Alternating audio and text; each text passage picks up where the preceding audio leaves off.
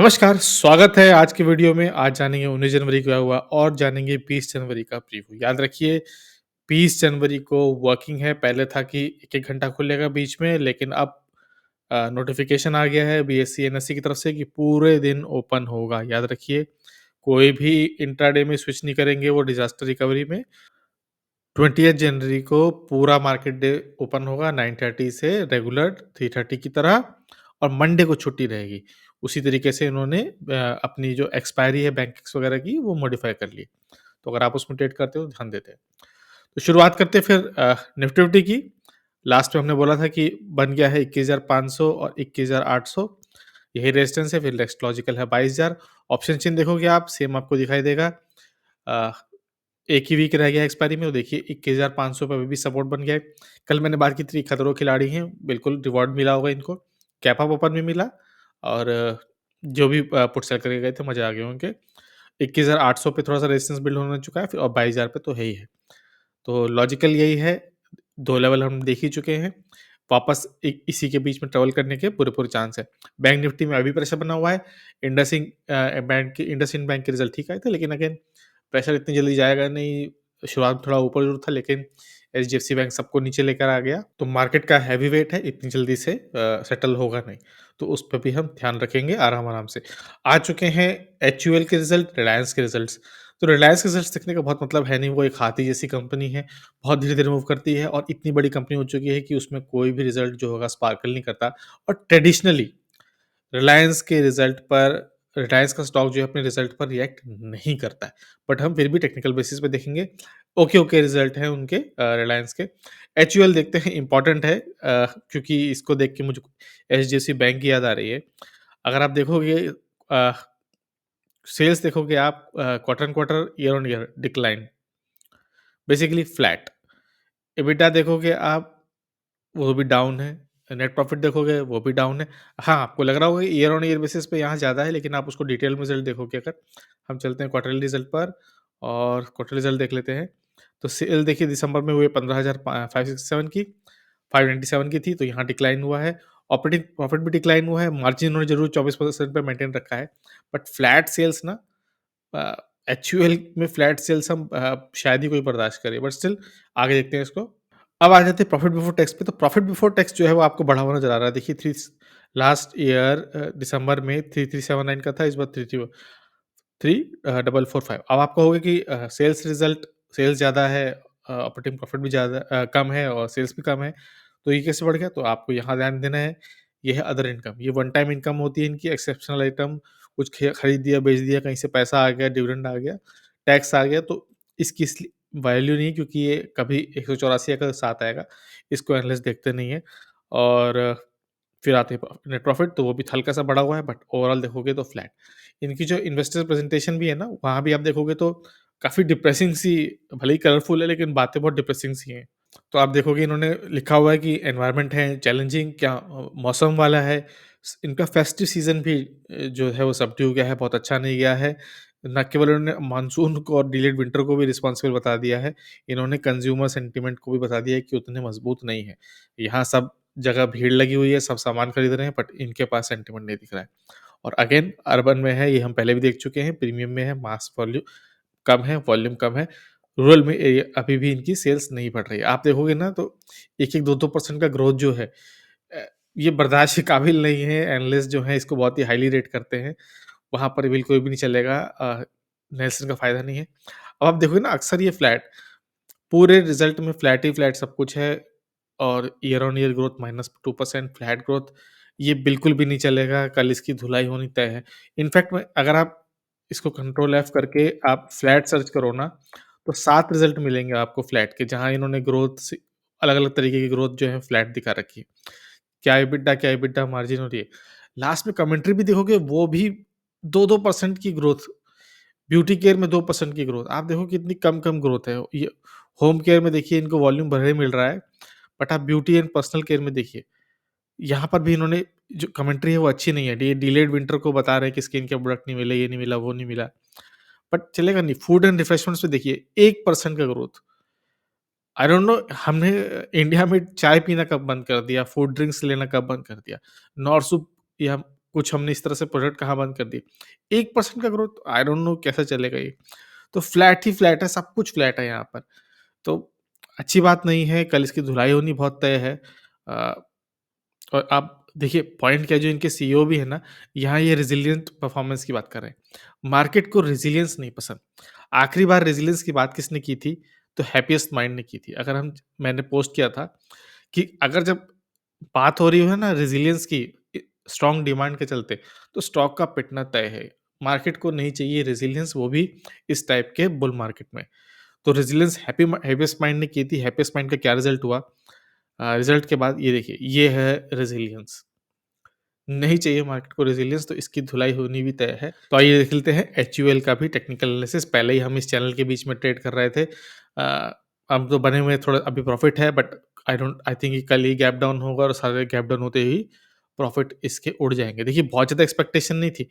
और मेरे को नहीं पता कि मार्केट ने क्या एक्सपेक्ट किया है, क्या 80 ब्रोकर्स ने क्या एक्सपेक्टेशन लिस्ट जारी की है। बट सिर्फ़ फिगर के बेस पर भी ठीक नहीं है। कल ये गैप अप ओपन होके अपना नियर सपोर्ट के आस-पास भी आ जाए, तो भी कोई बड़ी बात नहीं। अगर आप मूविंग एवरेज लगाओगे ना, तो यहाँ भी देखोगे कि तीनों बहुत पास है, आराम से बीट कर सकता है इसको। और आज के दिन में तो इसने प्योर डोजी बनाई है, जहाँ किसी को नहीं पता कि क्या रिज़ल्ट होगा। तो पिटाई होनी इसकी तय है, ये बनेगा कुछ मुझे लग रहा है एचडीएफसी बैंक की तरह ये भी काम करेगा।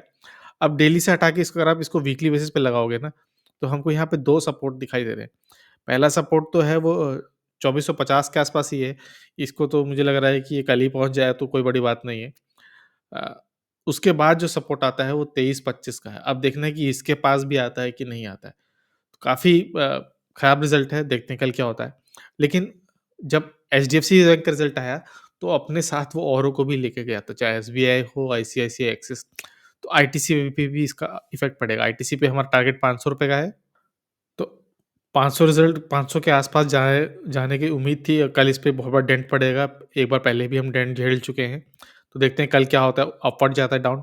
हालाँकि आईटीसी का जो अर्निंग है वो एफएमसीजी से ज़्यादा सिगरेट बिज़नेस से आता है, टोबैको बिज़नेस से आता है। तो पूरा प्योर इसको आप प्ले नहीं कर सकते आईटीसी को आप एफएमसीजी की तरह, बट स्टिल इसमें इम्पैक्ट ज़रूर पड़ेगा।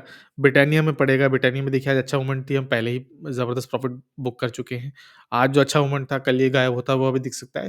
सिर्फ़ यही नहीं, मरिको में भी आपको दिख सकता है। अगर आपको याद हो, मरिको के रिज़ल्ट तो अभी नहीं आए हैं मेरे ख़्याल से, बट इन्होंने क्वार्टरली अपडेट ज़रूर दिए थे। वहाँ इन्होंने बोला था कि इनके रूरल जो सेल्स है वो नहीं दिख रही है, और उसके बाद क्या हुआ, ये है उसके बाद का नतीजा। ये जो गैप दिख रहा है आपको, ये क्वार्टरली अपडेट के बाद आया था। तो अ, खुद जाएगा, काफ़ी सारे प्रोडक्ट्स को भी सेक्टर को लेके जाएगा, तो एफएमसीजी अगर आपके पास है, तो आप उस पे ज़रूर ध्यान देना। एशियन पेंट्स के तो रिज़ल्ट अच्छे आए थे, तब भी उसकी धुलाई हुई थी। तो एचयूएल क्या चीज़ है। नोट करने वाली, ध्यान देने वाली बात है कि एचयूएल एक प्रीमियम ब्रांड है। ऑपरेटिंग प्रॉफिट मार्जिन उसने अभी भी बरकरार रखे हैं। वो उसके पास प्रोडक्ट अच्छे हैं, बट स्टिल फ्लैट ग्रोथ तो शायद ही कोई लेगा। आरती इंडस्ट्रीज़ में आ जाते हैं। देखिए आरती इंडस्ट्रीज़ में बहुत ही अच्छा मोमेंटम था, हम इसको काफ़ी टाइम से ट्रेल कर रहे हैं। हाई रन है इसने, आज तो 10% से ऊपर के पास गया, एक बार को 12-13% पहुँच गया था। 10% के टेम्परेरी फ्रीज़ पे भी गया था, अच्छी पोज़ीशन है, बने रहेंगे। हम इसको डेली बेसिस पे देख ही नहीं रहे हैं, हम इसको वीकली बेसिस पे देख रहे हैं। कहाँ से आया था, अभी तो इसकी जर्नी शुरू हुई है। ये जो वॉल्यूम ड्राई अप हो गई थी, अब यहाँ वॉल्यूम बिल्ड होनी शुरू हो गई है। पोज़ीशंस धीरे-धीरे बिल्ड होनी शुरू की हैं। इसी तरीके से धीरे-धीरे अप डाउन करते हुए हमको लगता है कि एक दिन अपने प्रीवियस हाई के पास ज़रूर जाएगा। तो इसको लॉन्ग टर्म के बेसिस पे लेंगे। रिलायंस, रिलायंस हम पहले देख चुके हैं डेली सपोर्ट पे, वीकली सपोर्ट पे। तो इस चैनल के बीच में था, हम इस चैनल का पूरा प्रॉफ़िट और ये ब्रेकआउट भी हम देख चुके हैं। बट रिज़ल्ट जो है इसके बहुत ही ओकेइश है, कुछ ऐसा स्पार्कल नहीं है। तो देखना होगा क्या होगा। तो डेली बेसिस पे तो हमको ऐसा कुछ दिख नहीं रहा है, ब्रेकआउट ही दिख रहा है। बट वीकली बेसिस पे ना पिक्चर थोड़ी चेंज हो जा रही है। तो वीकली बेसिस पे अगर आप देखो तो एक बड़ी-सी कैंडल के बाद अभी वीक खत्म, बेसिकली आज खत्म हो गया था, बट इन्होंने 1 दिन और बढ़ा दिया। ठीक है, बट आज ही वीक खत्म हो चुका है। सैटरडे को हम मंडे की तरह रीड करेंगे। तो यहाँ पर इसने एक देखिए, ये जो पूरे इस जर्नी में ना आपको ग्रीन वीकली आपको ग्रीन कैंडल्स ही दिख रही हैं। ब्रेकआउट भी आया, अब यहाँ पर एक बन गई है डोजी। अगर रिज़ल्ट के बाद कल से अगर ये नीचे आना शुरू होता है, तो एक कैंडल रिवर्सल का पैटर्न बन जाएगा, जो कि अच्छी बात नहीं है। रिवर्सल का सिंबल जब भी बनता है इसके ऊपर आप देखिए, यहाँ पे क्या बना हुआ है, bearish engulfing, bearish engulfing, bearish engulfing तो नहीं कहेंगे, बट काइंड ऑफ टॉप पे जाके बेयरिश सेल सिग्नल ज़रूर मिला, फिर गैप डाउन हुआ। ये देखिए bearish evening star type pattern बना, इवनिंग स्टार टाइप पैटर्न है। यहाँ भी अगर एक रेड कैंडल बन गई, तो ये भी एक रिवर्सल पैटर्न हो जाएगा और ये फिर धीरे-धीरे करके नीचे आने के चांसेस है। मुझे लगा था ये ब्रेकआउट देगा कैसे, या तो आप इसको इस तरह से कप एंड डाई ले लो, या अब इस चैनल पैरेलल चैनल का भी ब्रेकआउट ले लो। तो फेल हो गया तो अच्छी बात नहीं होगी, बट स्टिल रिज़ल्ट मीडियोकर हैं, कुछ ख़ास नहीं है। अगर रिवर्सल आया तो प्रॉफ़िट बुकिंग ज़रूर ध्यान देखिए, प्रॉफ़िट बुकिंग इस मार्केट में बहुत ज़रूरी है। आपके पास रिलायंस और की तरह पैसा नहीं है, ना आप आपके सरनेम अंबानी है। तो हमको प्रेशर अपना अपना जो प्रेशर जब भी आए तो प्रॉफ़िट थोड़ा-सा बुक करिए, टारगेट पूरा हो, प्रॉफ़िट बुक करिए, उस पैसे को रोटेट करिए। असीलिया की हमने पहले बात की थी कि क्वार्टर-क्वार्टर रिज़ल्ट बहुत ख़राब है। अ, ईयर ऑन ईयर ठीक था, लेकिन मार्केट ने इसको पटक के लाने की कोशिश की। हमने बोला था कि यहाँ पे अच्छा सपोर्ट 1750 के आस-पास, नीचे आया वापस, कल भी यहाँ से सपोर्ट लिया था, आज भी सपोर्ट लिया। हालाँकि वॉल्यूम नहीं था इतना, क्योंकि रिज़ल्ट खराब होने के बावजूद भी, क्योंकि प्लूटस ने बहुत सारे शेयर खरीदे थे, तो कोई बहुत ज़्यादा सेलर थे नहीं, तो मार्केट ने कंज़्यूम कर लिया। बट कोई बात नहीं कि अगर ये गैप फिल करते हुए वापस 1750 के आस-पास है, फिर मूव करे, तो आपको पोज़ीशन ध्यान में रखनी पड़ेगी। आईआरईडीए, आईआरईडीए में को भी हम देखेंगे। हमने पहले भी इसको डिस्कस कर चुके हैं, अगर आपने ध्यान दिया है तो अच्छी बात है। पोलन फ्लैग का ब्रेकआउट था, एक छोटा-सा राउंडिंग बॉटम बना था, उसका भी ब्रेकआउट था, तो अच्छा चैनल था। लेकिन हमने कल नहीं, शायद परसों डिस्कस किया था कि अपने आईपीओ प्राइस से 4x हो चुका है, अब हमको वेट करना है इसके रिज़ल्ट्स का। इसके रिज़ल्ट्स आएँगे और वो अच्छे होंगे तो ही ये वॉल्यूम सस्टेन रहेगी, वरना उतने लोअर सर्किट लगाते हुए ही नीचे आएगा। देखिए सीढ़ी बन के नीचे आएगा अगर रिज़ल्ट अच्छे नहीं आए तो। क्योंकि ऐसा कोई फाइनेंशियली कुछ बहुत ज़्यादा चेंज नहीं हुआ है। फिर भी इसमें मोमेंट है, तो ध्यान में रखेंगे इस बात को। तो कल का मार्केट अच्छे होने की उम्मीद है। देखिए एस-एन-पी देखेंगे आप, गैप अप ओपन हुआ है, हाई बनाया है। नैस्डैक देखेंगे, उसमें भी वॉल्यूम है, हाई है। डाउ जोन्स भी ऊपर की तरफ जा रहा है, वोलेटिलिटी में भी काफ़ी रिलीज़ आया है। एप्पल देखेंगे तो वो भी ऊपर पहुँचा हुआ है। तो मार्केट में ऐसा कुछ भी नहीं है, पॉज़िटिव रिज़ल्ट है, पॉज़िटिव देखेंगे। और हाँ, अ, आप सभी को बहुत-बहुत धन्यवाद। अब हम ट्विटर यानी एक्स पे 100 फॉलोवर्स हो चुके हैं और हमारे यूट्यूब चैनल पे 251 सब्सक्राइबर हो चुके हैं। तो आप प्लीज़ फ़ॉलो करते रहिए, हम शेयर करते रहेंगे, अच्छे-अच्छे स्टॉक पिक करते रहेंगे। तो आइए आज का आखिरी स्टॉक देख लेते हैं, वो है आईआरसीटीसी में। देखिए अ, अच्छा मोमेंट था, आज 6% तक का ऊपर जाने की, वॉल्यूम के साथ जाने की इंटरेस्ट था। अब काफ़ी काफ़ी टाइम से कर रहे हैं, ट्विटर पे भी हमने बहुत बार इसकी वीडियो शेयर किए हैं, स्क्रीनशॉट शेयर किया है। हम देख रहे हैं इसको वीकली बेसिस पर। वीकली बेसिस पर आप यहाँ देखोगे तो इस तरह से एक रेजिस्टेंस बना हुआ था, इसने इसको रीटेस्ट किया, ब्रीच किया। अगर आप डेली बेसिस पे देखोगे तो आपको क्लियर दिखाई देगा यहाँ पे कि इसने टेस्ट किया, वापस गया ऊपर। ये ना रीट वापस ये जो रीटेस्ट करता है, ये बहुत इम्पोर्टेंट हो जाता है। अगर आपको अगर आपको रीटेस्ट की पावर देखनी है ना, तो मैंने एचएएल पे एक बार एक ऐसा ही ड्राइंग की थी। तो अगर हमको एचएएल की वो ड्राइंग मिले, अच्छा एनएससी पे नहीं है, पीएससी पर होगी क्या? तो जो वापस रीटेस्ट की सपोर्ट होता है ना, ये देखिए पहले की ड्राइंग पड़ी हुई है मेरी एचएएल की। ये 2093 पे थी और आज देखिए 3000 के भी ऊपर है, तो 1000 पॉइंट से ऊपर का आप इसमें गेन ले चुके हो। हमारा भी थोड़ा बहुत गेन है, पर मेरे पास बहुत स्मॉल क्वांटिटी है एचएएल की। तो ये पावर होती है रीटेस्ट और सपोर्ट की।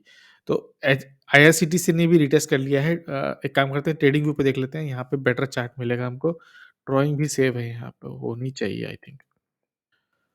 हाँ, तो एचएएल पे हम अच्छा बोला, आईआरसीटीसी पे हमने पहले भी ड्राइंग कर रखी है। देखिए एक रीटेस्ट, रीटेस्ट का स के बाद अभी इसने जर्नी शुरू कर दी है। अच्छा वॉल्यूम, अच्छा अ, ग्राफ शो किया है। देखिए इतना प्रेशर आने के बाद सस्टेन किया, नीचे क्लोज़ नहीं हुआ। वॉल्यूम थी और बड़ी कैंडल थी। डेली से बेटर ये वीकली बेसिस पर है। देखिए वीकली बेसिस पर है और वीकली बेसिस पर इसने ना पूरा एक राउंडिंग बॉटम टाइप का बना दिया। तो अगर आप इसको टारगेट लेना चाहो तो इसका टारगेट कहाँ होगा? यहाँ से लेके आप इसको यहाँ पे प्लेस कर दो। इसको आप क्लोन कर दो।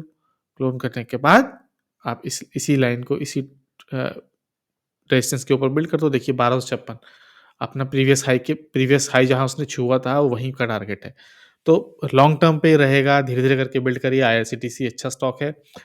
मोनोपोली तो मोनोपोली, और फंडामेंटल भी अच्छी है, ट्रेनें भी अच्छी चल रही हैं। फिलहाल सर्दियों में बड़ी कैंसल चल रही है, बट अच्छा, हाँ, इंडिया मोस्टली ट्रेन से ही मूव करता है। तो एक लॉन्ग टर्म पे रहेगा ग्रोथ, तो आप धीरे-धीरे करके परचेज़ करना, हम तो काफ़ी नीचे के लेवल से बैठे हुए हैं, तो पूरे-पूरे प्रॉफ़िट हम एन्जॉय कर रहे हैं इसमें। तो कैसा लगा स्टॉक पिकिंग, कैसा लगा वीडियो ज़रूर शेयर करिएगा, वीडियो को शेयर करिए, लाइक करिए, थोड़ा-सा और सब्सक्राइबर बढ़ जाएँ तो और अच्छी बात है।